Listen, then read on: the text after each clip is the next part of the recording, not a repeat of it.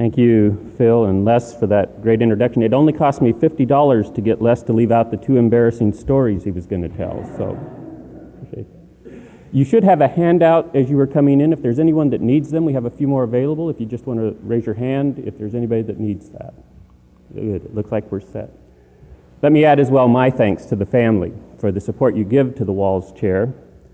As I was reflecting on what to talk about in this lecture, what would be timely, what would be informative, what might also be a little entertaining, I thought I would go to a book that is the book that Wesley published that went through more editions, was the best-selling book he ever wrote, and that almost no Methodists know about, today anyway. A little book called Wesley's Primitive Physic. And we will get to it as we go along. You'll find in the back of your handout a few pages copied from it, where you'll find, for example, his recommendation of cold bathing to solve almost every problem in the world. You'll find some of his home remedies, etc. And you may begin to wonder, why would Wesley do a book like that? Well, let me put it in context, and then we'll go to some of the quotes that we have. As I was reflecting on this book, I was noticing at the same time the incredible interest that is emerging in our culture around how do we supplement, how do we provide a larger context for the incredible wealth that technological and clinical medicine has brought us in the last 2 centuries. None of us would want to surrender what that has brought, and yet there's also a sense that maybe there's more that's needed than just the highly technical, highly clinical approaches to medicine. We've been aware for some time of those who stress exercise, diet, perhaps some alternative therapies like acupuncture and others. But perhaps you've noticed as well, and if you turn over the handout to the bibliography, I just highlight 2 or 3 sources, a growing number of voices who are saying real concern for health, for wholeness, for healing, for wellness has to include not only the, quote, medical dimension, but that dimension that deals with the fullness of life. So that we're finding folk like Dean Ornish, who are stressing the value of community support and how those people who have a sense of community support not only recover better, but thrive. We're finding those like Herbert Benson, who stress the role of a positive worldview, a sense of a universe in which you are loved and accepted, all of which begins to sound strangely like religion, doesn't it? And so we get voices like, particularly that of Harold Koenig. Koenig, you may know, now holds a chair at Duke University that is a specialized chair precisely researching what are the health benefits of religious participation.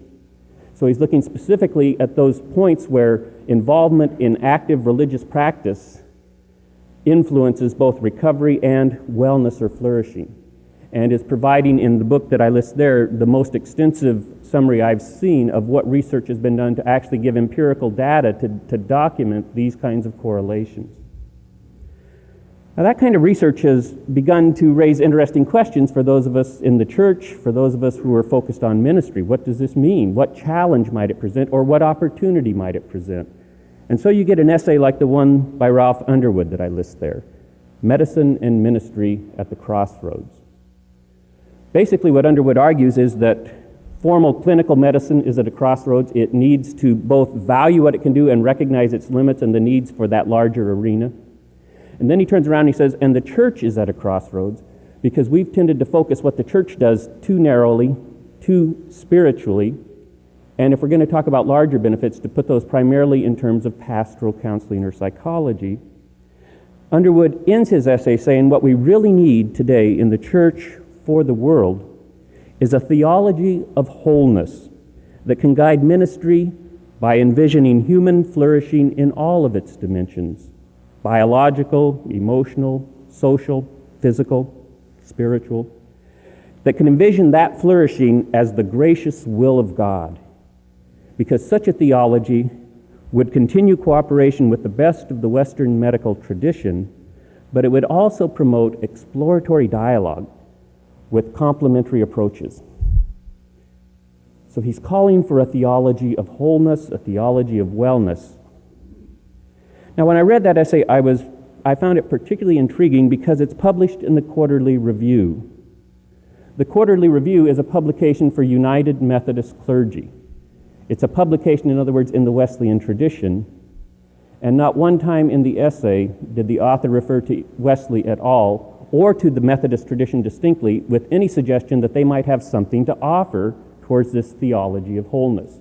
His clear assumption is this is something new, the church has not done this in the past, we need to do it. What I want to do today is to take us back to Wesley, not because I believe he has all the answers. I, for one, am not willing to submit to all of the recipes that he has on that list. Though the one for baldness I ought to give a try, probably. But I do think he might have some words of instruction. Part of the reason I want to do this is I want to challenge the underlying assumption that I see reflected here, that all Wesley was concerned about was the warmed heart, just the spiritual dimension. I also want to bring warrant, to turn that around positively. I want to suggest there's more in Wesley that says yes to what Underwood is calling for. And indeed suggests this has been going on for longer than just recently. And then finally, I'm going to raise a concern. I'm going to suggest that if Wesley were looking at the program that Underwood lays out, there would be a particular question he would raise that Underwood doesn't address at all in his essay. And we'll get to that as we move to the end of the presentation. So let me start to walk you through what I see when I read Wesley as his theology of wholeness, his theology of wellness. And perhaps as we go through some of this, it'll shatter a few of the stereotypes that you've been handed about what Wesley was concerned about. It may also, in a few places, entertain you, and in a couple places, perhaps even bless you. Start with some very broad opening comments. One of the things that's become very clear in Wesley's scholarship is that his understanding of salvation as a whole is not simply a model that understands salvation as forgiveness. It's not simply juridical in notion. You can be forgiven. He has that clear stress on that, but his fundamental concern is to see that the spiritual life, and indeed then all of life, is about not just being forgiven, but being restored to wholeness, restored to health. It's a therapeutic model of salvation. So I open with a quote around this broader theme. By salvation, Wesley says, I mean, not barely, according to the vulgar notion, deliverance from hell or going to heaven, but a present deliverance from sin, a restoration of the soul to its primitive health, a recovery of the divine nature, the renewal of our souls after the image of God in righteousness and true holiness. And then I go on to stress that for Wesley, this recovery is not just for the soul, it's also for the body. And we see this particularly in letters he writes to those that he has an ongoing spiritual director counseling relationship when they'll write about their physical needs. I give you one quote from a letter to Alexander Knox where Wesley says, "It will be a double blessing if you give yourself up to the great physician, that he may heal soul and body together.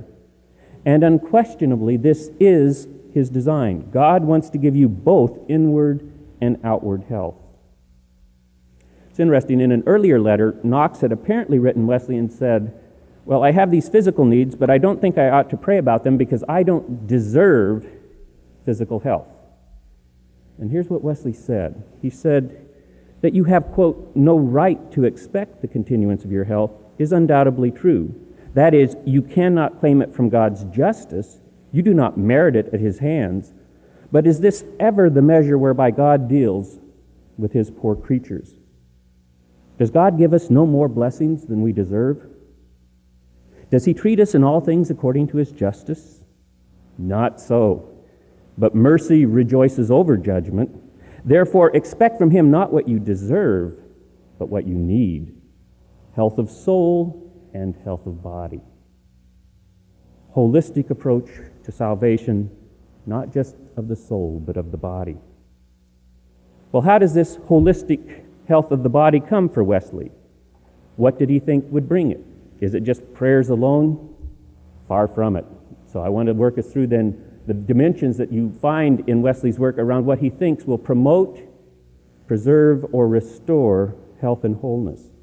And I give as an opening quote for that an excerpt from a letter written shortly before his brother Charles passed away, giving advice on how to try to restore Charles yet one more time to health at this later stage of life, where he writes to Samuel Bradburn, with regard to my brother, I advise you, number one, whether he will or no, carry Dr. Whitehead to him. Dr. Whitehead was the personal physician. So Wesley's not against the use of personal physicians here. Number two, if he cannot go out and yet must have exercise or die, because you need the exercise for health, then persuade him to use the wooden horse twice or thrice a day and procure one for him. We'll come back to the wooden horse. What was this? And number three, I earnestly advise him to be electrified. He goes on to say, not hotly shocked, just filled with electrical fire. Well, what's that? We'll come back to it. Let's work our way there. The first thing that becomes clear when you look at Wesley's pastoral advice, when you read through his sermons, when you watch his letters, is that he valued both spiritual and medical treatment. So that he will say at the end of a long document, Advice with Respect to Health, a document written by a French physician, Simon Tissot, that Wesley translated and edited and circulated among his Methodists. In the preface, he'll say, use all of these emphasis on diet and exercise that Tissot gives. And then he says, but I add that as God is the sovereign disposer of all things, and particularly of life and death, I earnestly advise everyone, together with all the other medicines, to use the medicine of medicines, prayer. Spiritual and medical treatment never work at odds with one another for Wesley. He remembers the theme found in the book of Ecclesiasticus, or Ben Sirach in the Apocrypha, chapter 38, where it starts out talking about honor the physician. God has placed them here for our care. We'll come back to that chapter in a minute because it goes on to talk about natural cures. But Wesley always valued the role of physician.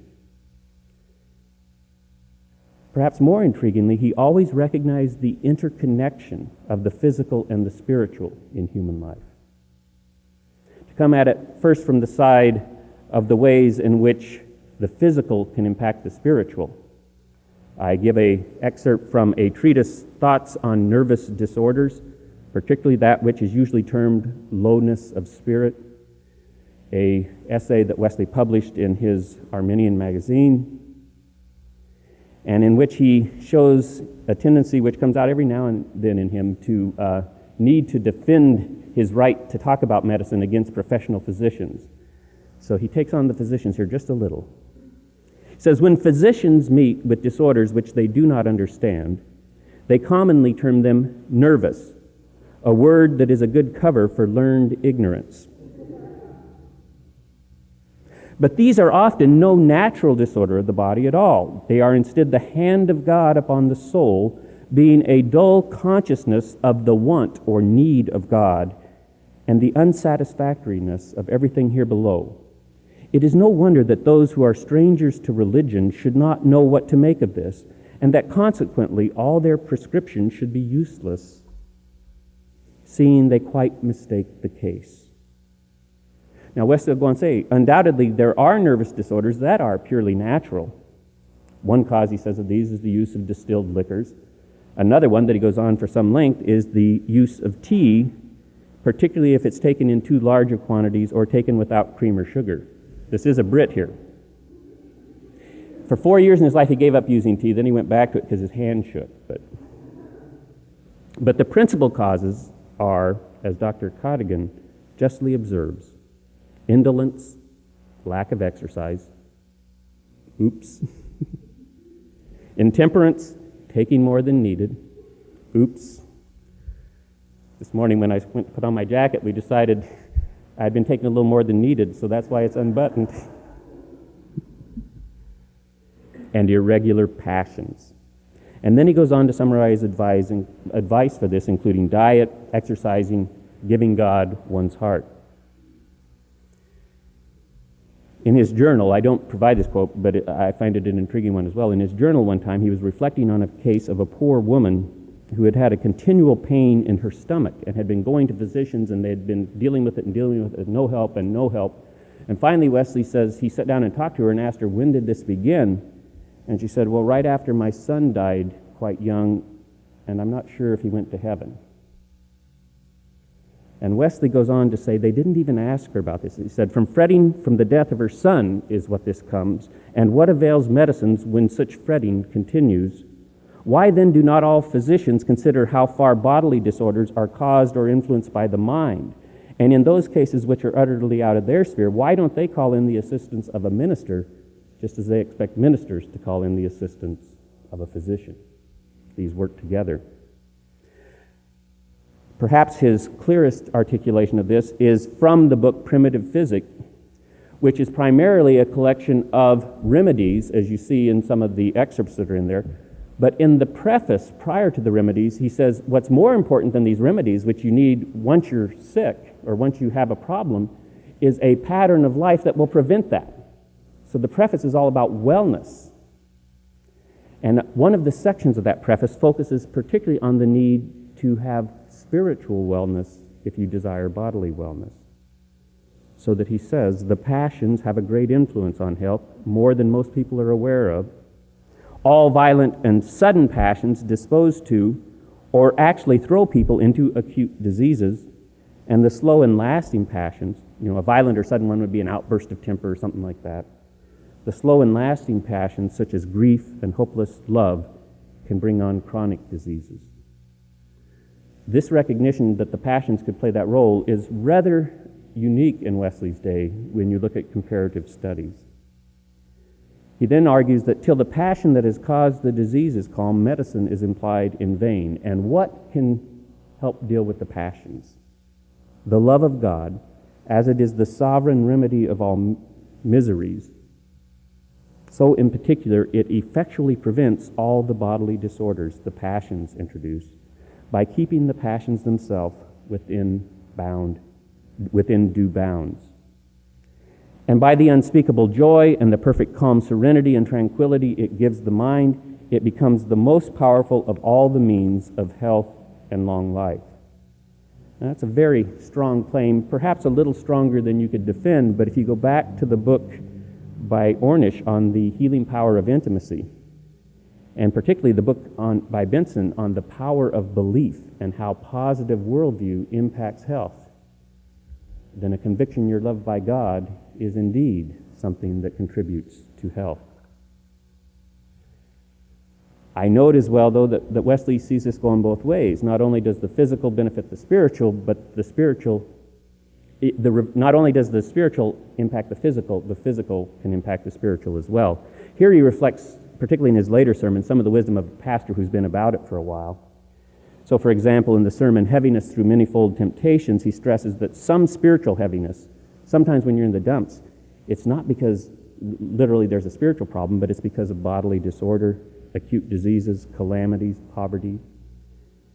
Here I think of when I have students at times come into the office and say, I'm really spiritually dead. There's just no life. What is it? What can you do for me? How do we pray for this? I've learned that one of the first questions I should ask is, when's the last time you had 8 hours of uninterrupted sleep?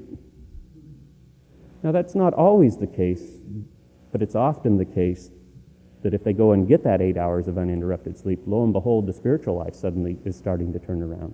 These work together. Or one of my favorite quotes around this is from Wesley's journal, where he notes there's a woman who had been filled in her spiritual life with peace and joy and believing, and was now distracted. She just couldn't keep focused on Christ. And he inquired, and he says, I soon found that it had a natural cause, quote, a temporary disorder common to women at that period of life. Menopause had struck. Wesley appreciated the role of communal support, that emphasis of the surrounding community. This comes through in his very definition of religion as focused in not only love of God, but love of neighbor.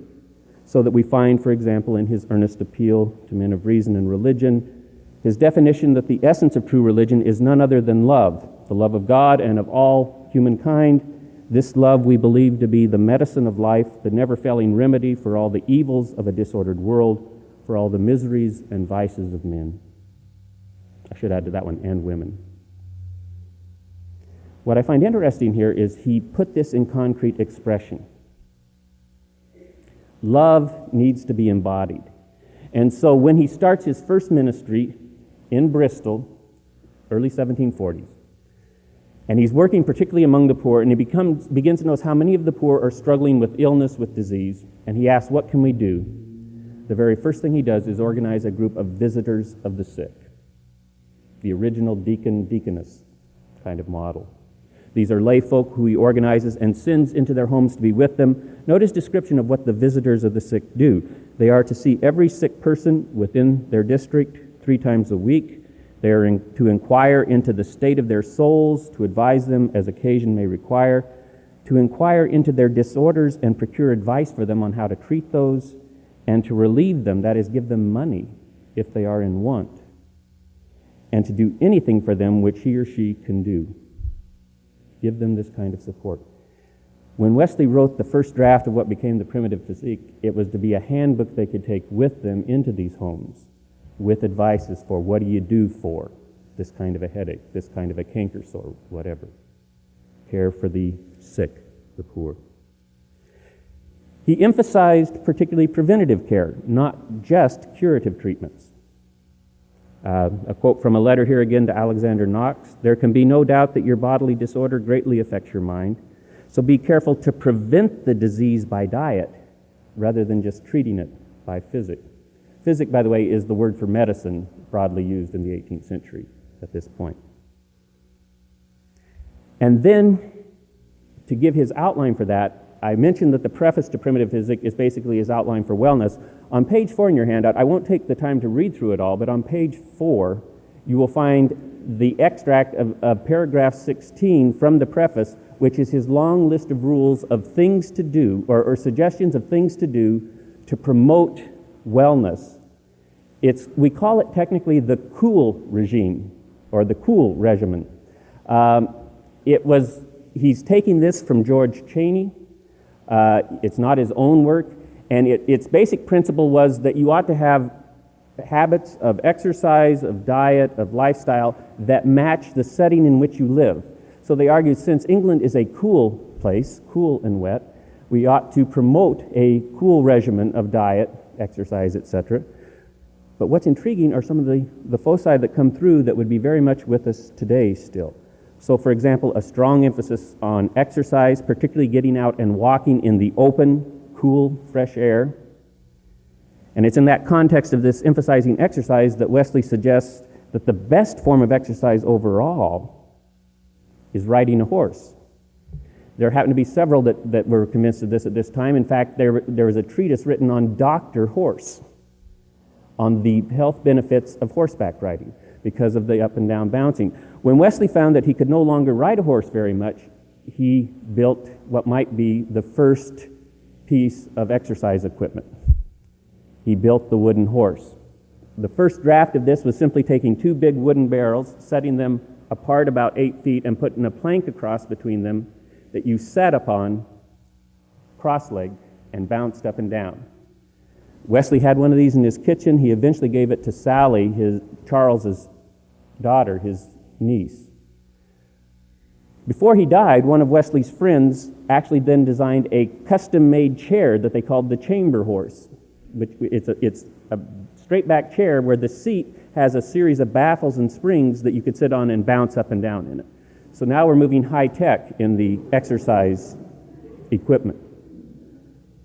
But that emphasis on exercise, in fact, Wesley will say exercise, especially as the spring comes on, will be of greater service to your health than 100 medicines, in one of his letters to Lady Maxwell. Second thing he emphasized was cold bathing and cleanliness. You have that list of all the different things that he thought cold bathing might prevent or cure. He encourages you to jump right into quite cold water, though he does add that for tender people, you probably should pour a little on your head before you go in. And you shouldn't jump in head first because it's too great of a shock to nature. You need to walk in. But it's also one of Wesley's lines that often people attribute to him. It appears it's not his own creation, as we've traced it back now to some rabbinic sources. Cleanliness is next to godliness. You'll find that at least 6 times in Wesley's works, that emphasis on cleanliness. On proper diet, on cool vegetables and water, so he stresses eating vegetables. He's not a vegetarian. He will allow taking of meat as well. He again, for about 4 years in his life, he went on a full vegetarian diet. He comes back to the eating of meat, though he keeps it in moderation. The use of a lot of water to drink, that kind of thing. And then on appropriate rest and sleep. Now here, probably in our context, we'd need to put that in the context of saying, make sure you get enough sleep. particularly the first part of first quarter, and particularly for freshmen, can have so many other things going on that it's hard. You need appropriate sleep. When Wesley writes on it, though, his concern is actually the opposite. He's convinced that there's so many diseases breaking out now in England because people are sleeping too much, too long. So he encourages them, you need no more than 6 or 7 hours, and it's best if you go to bed by 10 o'clock so that you can get up at 4 or 5. But proper sleep.